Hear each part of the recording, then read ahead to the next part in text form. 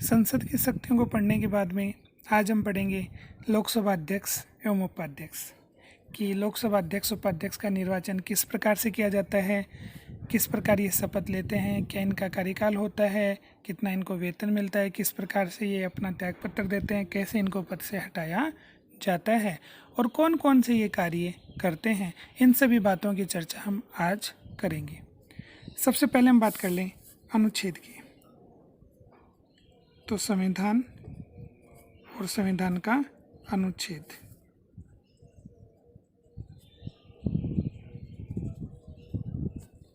तो संविधान का कौन सा अनुच्छेद है जो हमें लोकसभा अध्यक्ष और उपाध्यक्ष के बारे में जानकारी प्रदान करता है? तो अनुच्छेद आता है अनुच्छेद 93।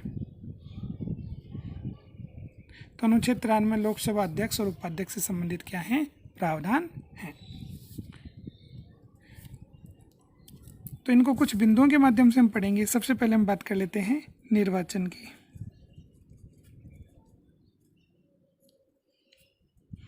कि किस प्रकार से लोकसभा अध्यक्ष या उपाध्यक्ष का क्या होता है, चुनाव होता है या निर्वाचन होता है। तो निर्वाचन की हम बात कर लें तो देखो, जब भी लोकसभा का चुनाव होता है तो लोकसभा के सदस्य चुन करके लोकसभा में आ जाते हैं। तो जो व्यक्ति लोकसभा चुनाव में जीत जाते हैं वो लोकसभा में आ जाते हैं।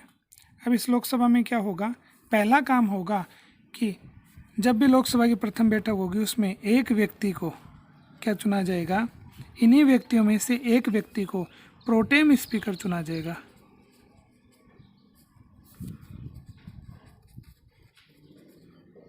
क्या चुना जाएगा, प्रोटेम स्पीकर। प्रोटेम स्पीकर से अभिप्राय है लोकसभा का अस्थायी अध्यक्ष। प्रोटेम स्पीकर का मुख्य कार्य क्या होता है कि जितने भी लोकसभा के सदस्य जो जीत करके लोकसभा में आए हैं उन सभी को क्या दिलाना, शपथ दिलाना। तो प्रोटेम स्पीकर का महत्वपूर्ण कार्य एक ही होता है, शपथ दिलाना। कि जितने भी लोकसभा के सदस्य हैं उन सभी को क्या दिलाना, शपथ दिलाना। उसके बाद में देखो निर्वाचन की बात करें कि लोकसभा अध्यक्ष या उपाध्यक्ष किस प्रकार चुने जाते हैं। ये काम पूरा होने के बाद में अगली जो प्रक्रिया आती है उसमें इन सदस्यों में से ही एक सदस्य को क्या चुना जाता है, अध्यक्ष, और दूसरे सदस्य को क्या चुना जाता है, उपाध्यक्ष। अध्यक्ष हमेशा सत्ता पक्ष से संबंधित होता है।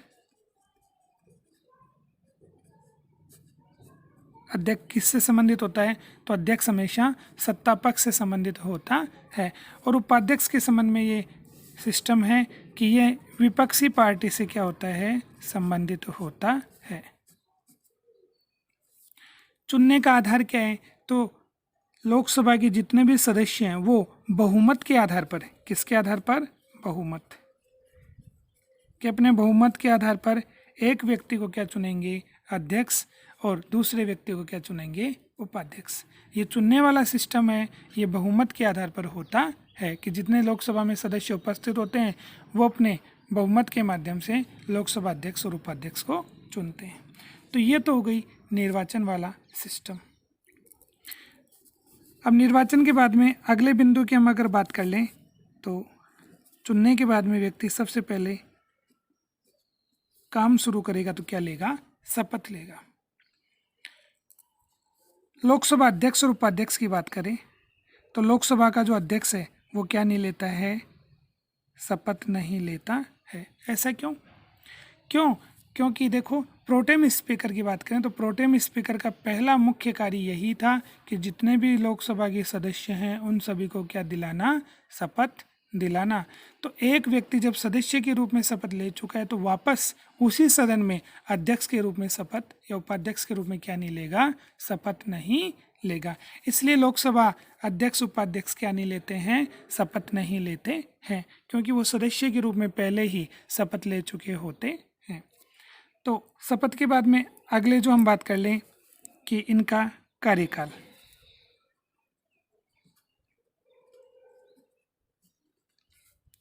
कि लोकसभा अध्यक्ष और उपाध्यक्ष का कार्यकाल कितना होता है। तो लोकसभा के कार्यकाल की हम बात करें तो लोकसभा का कार्यकाल होता है 5 वर्ष। लोकसभा का कार्यकाल कितना होता है? 5 वर्ष। लेकिन लोकसभा अध्यक्ष का जो कार्यकाल है वो 5 वर्ष नहीं होता है, बल्कि चुनाव होने के बाद में जब इनको चुन लिया जाता है तो चुनाव के बाद जब ये लोकसभा के अध्यक्ष बन जाते हैं, वहाँ से लेकर के अगली लोकसभा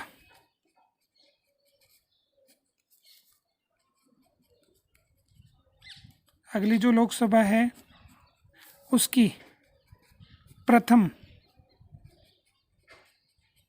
बैठक से पूर्व तक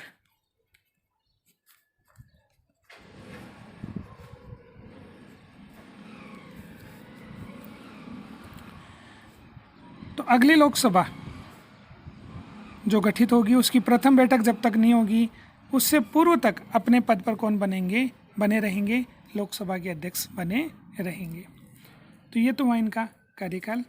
अब बात कर लेते हैं इनके वेतन की।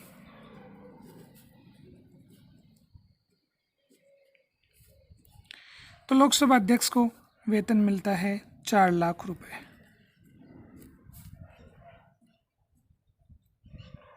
लोकसभा अध्यक्ष को कितना वेतन मिलता है?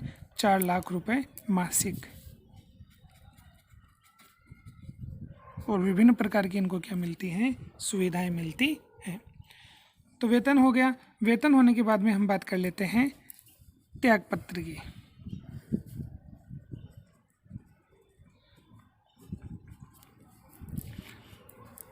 त्यागपत्र के बारे में देखो, ये अपना त्यागपत्र आपस में देते हैं। जैसे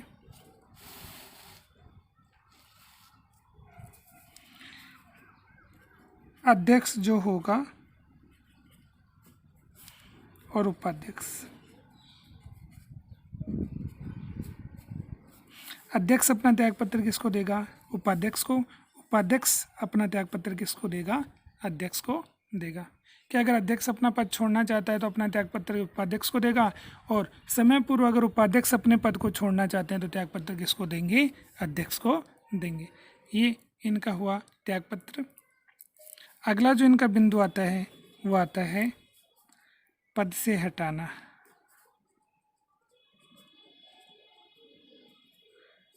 कि इनको किस प्रकार से पद से हटाया जा सकता है? तो जैसे चुनने वाला सिस्टम था वैसे ही पूरा का पूरा हटाने वाला सिस्टम है कि ये लोकसभा के सदस्य हो गए और ये अपने में से एक को अध्यक्ष चुनते हैं, दूसरे को उपाध्यक्ष चुनते हैं। आधार क्या था? बहुमत। तो बहुमत के आधार पर इनको चुना जाता है और बहुमत के आधार पर इनको क्या किया जाता है? हटाया जाता है। जिस व्यक्ति को हटाना है, चाहे अध्यक्ष को हटाना हो या फिर उपाध्यक्ष को, उन्हें हटाने के कितने दिन पूर्व? 14 दिन पूर्व क्या देनी पड़ती है? सूचना। तो चुनने वाला हटाने वाला सेम प्रोसेस है, बस हटाने में 14 दिन पूर्व क्या दी जाएगी? सूचना दी जाएगी। तो इस प्रकार से हमने लोकसभा अध्यक्ष और उपाध्यक्ष की कुछ बिंदुओं का अध्ययन किया। अब हम बात कर लेते हैं प्रथम लोकसभा अध्यक्ष। प्रथम लोकसभा अध्यक्ष कौन बने? तो प्रथम लोकसभा अध्यक्ष बने जीवी मावलंकर, या हम बोल दें गणेश वासुदेव मावलंकर।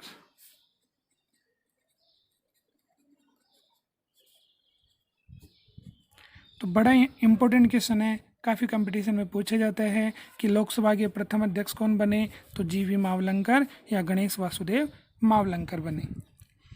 अध्यक्ष के बाद में हम बात कर लेते हैं उपाध्यक्ष की, कि लोकसभा के प्रथम उपाध्यक्ष। तो प्रथम उपाध्यक्ष कौन बने? तो अनंत शयनम अयंगर। अनंत शयनम अयंगर ये लोकसभा के प्रथम क्या बने? उपाध्यक्ष बने। तो अध्यक्ष तो बने गणेश वासुदेव मावलंकर, उपाध्यक्ष बने अनंत शयनम अयंगर। अब हम पढ़ लेते हैं लोकसभा अध्यक्ष या उपाध्यक्ष की शक्तियाँ।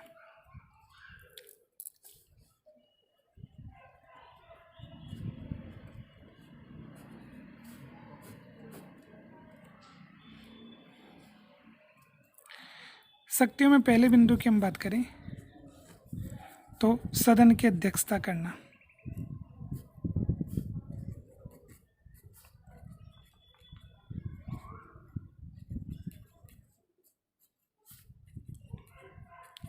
सदन की क्या करना? अध्यक्षता करना।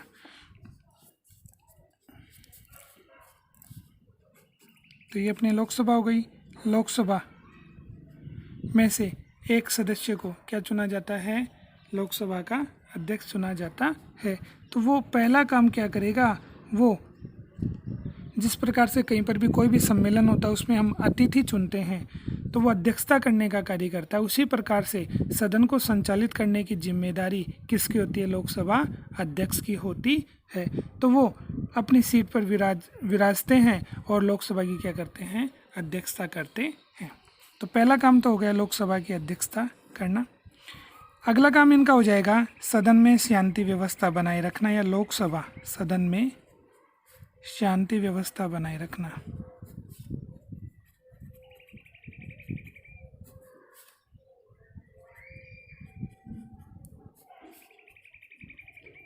सदन में शांति व्यवस्था बनाए रखना।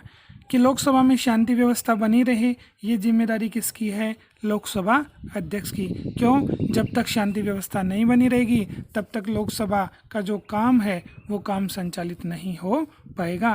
तो सदन में शांति व्यवस्था बनाए रखना एवं अनुशासन बनाए रखना। अनुशासन बनाए रखना। तो सदन में शांति व्यवस्था बनेगी और अनुशासन बनेगा, तभी लोकसभा की कार्यवाही संचालित होगी। अगला इनका काम आता है सदन की कार्यवाही।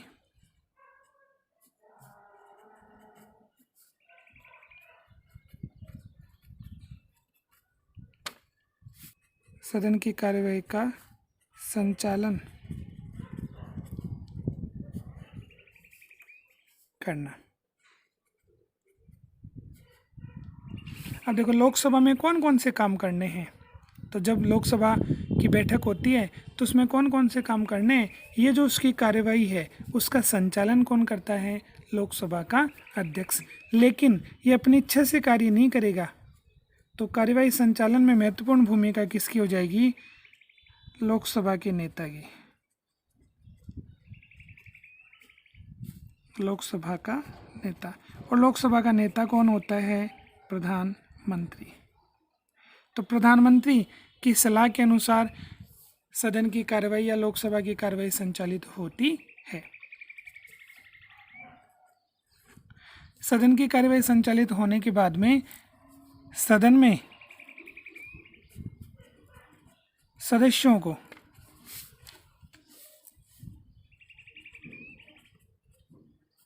सदन के जो सदस्य हैं उन सदस्यों को बोलने का अधिकार देना।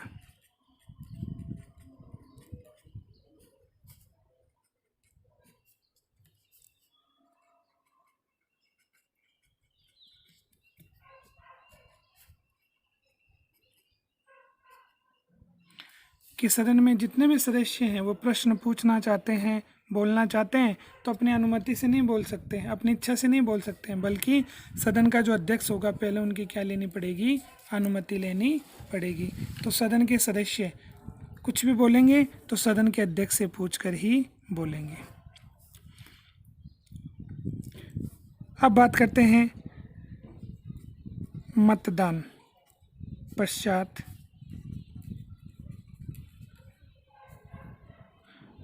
तो जब भी विधेयक है उस विधेयक के संबंध में जब मतदान हो जाता है और मतदान होने के बाद में मतदान पश्चात निर्णय सुनाना।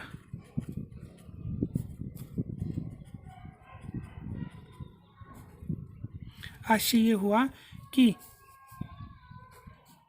सदन में जो भी विधेयक प्रस्तुत किया जाएगा उसके एक तो पक्ष में वोट पड़ेंगे और दूसरे विपक्ष में कि विधेयक पास हुआ या नहीं हुआ। इसका जो निर्णय है वो कौन सुनाता है? लोकसभा का अध्यक्ष। तो मतदान पश्चात निर्णय सुनाने का काम किसका है? लोकसभा अध्यक्ष का है। आगे हम बात कर लें तो निर्णायक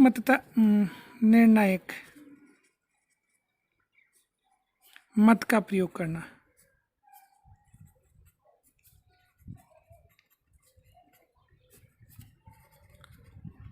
निर्णायक मत का प्रयोग करना, इसको बोलते हैं कास्टिंग वोट।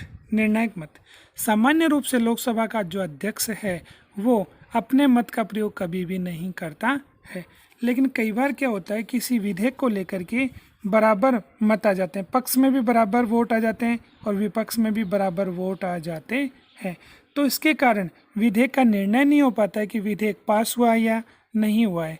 तो ऐसी स्थिति में लोकसभा का जो अध्यक्ष होगा वो अपने किसका प्रयोग करेगा, निर्णायक मत का प्रयोग करेगा, और वो जिसके पक्ष में देगा निर्णय तो विधेयक पास हो जाएगा, और विपक्ष में देगा तो असफल हो जाएगा, रद्द हो जाएगा। तो ऐसी स्थिति में निर्णायक मत का प्रयोग कौन करेगा, लोकसभा का अध्यक्ष।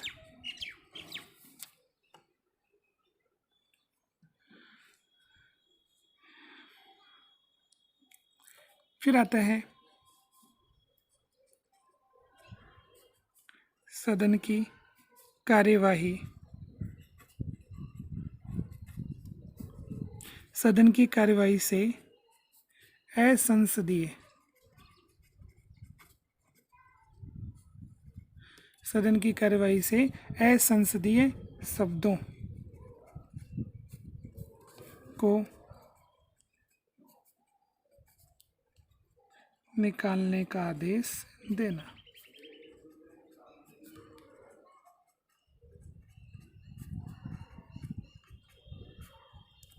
कि सदन में जो सदन की हम बात करें तो सदन में अच्छे शब्दों का प्रयोग करें, भाषा सुस्पष्ट होनी चाहिए और गलत नहीं होनी चाहिए। तो सदन के सदस्य अच्छी भाषा का प्रयोग करें। तो अगर वो गलत भाषा का प्रयोग करते हैं, गंदे शब्दों का प्रयोग करते हैं, गाली गलौज करते हैं, तो सदन का अध्यक्ष ऐसे शब्दों को बोलने से क्या कर सकता है, रोक सकता है।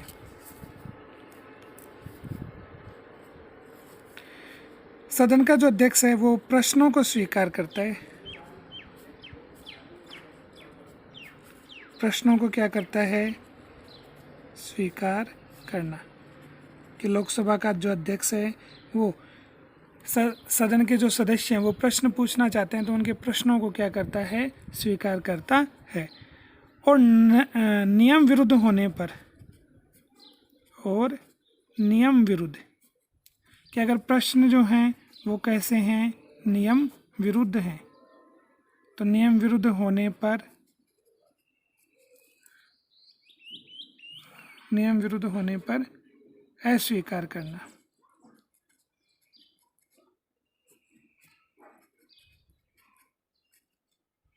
तो अगर प्रश्न जो हैं अगर वो सही नहीं होंगे तो ऐसी स्थिति में उन प्रश्नों को पूछने पर क्या लगाई जा सकती है, रोक लगाई जा सकती है।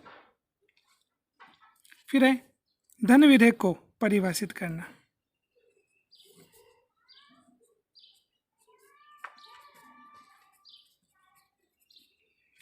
धन विधेयक को परिभाषित करना।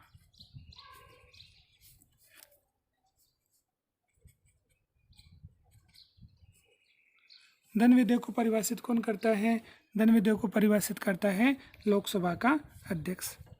अब धन विधेयक को अगर उन्होंने, किसी भी विधेयक को अगर उन्होंने परिभाषित कर दिया कि ये जो विधेयक है वो धन से संबंधित है, ठीक है, तो उस पर न्यायालय में आप चर्चा नहीं करवा सकते हो, वाद विवाद उस पर नहीं होगा। तो अंतिम रूप से ये शक्ति किसे प्राप्त है, लोकसभा अध्यक्ष को प्राप्त है। तो कोई विधेयक धन विधेयक है या नहीं, धन विधेयक को परिभाषित करना अनुच्छेद 110 के तहत कौन करेगा, सदन का पीठासीन अधिकारी, जो लोकसभा में कौन होगा, लोकसभा अध्यक्ष। तो धन विधेयक को परिभाषित करते हैं कि विधेयक धन विधेयक है या नहीं। आगे हम बात कर लें दल बदल। दल बदल पर निर्णय देना।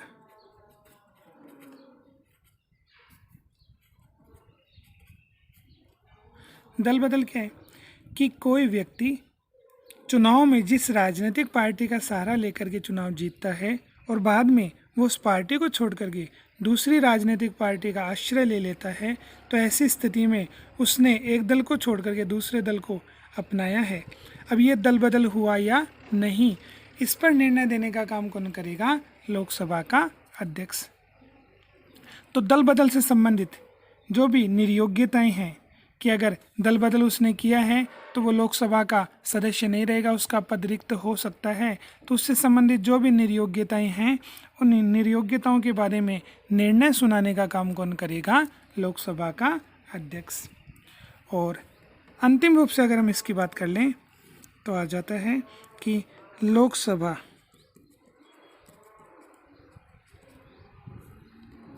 लोकसभा की बैठक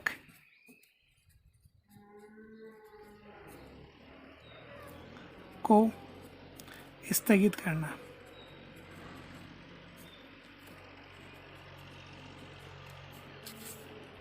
लोकसभा की बैठक को स्थगित करना। अब देखो अनुच्छेद 85 ये कहता है कि राष्ट्रपति संसद की बैठक को बुलाता है, उसको स्थगित करता है, संसद के सत्र का अवसान करता है। तो ये शक्तियाँ तो किसकी हैं? राष्ट्रपति की। यहाँ पर बात करते हैं संसद, तो संसद में लोकसभा राज्यसभा दोनों की अगर संयुक्त बैठक बुलाई जाती है, दोनों की अगर बैठक बुलाने का काम है, सत्र आयोजित करने का काम है, तो वो कौन करेगा? वो करेगा राष्ट्रपति। लेकिन अगर सदन की हम बात करें कि चाहे वो लोकसभा हो चाहे वो राज्यसभा हो, तो सदन की बैठक को स्थगित करना, उसको पोस्टपोन करना, ये सदन का जो पीठासीन अधिकारी होता है। तो लोकसभा में तो कौन होगा? लोकसभा का अध्यक्ष। और राज्यसभा में कौन होगा?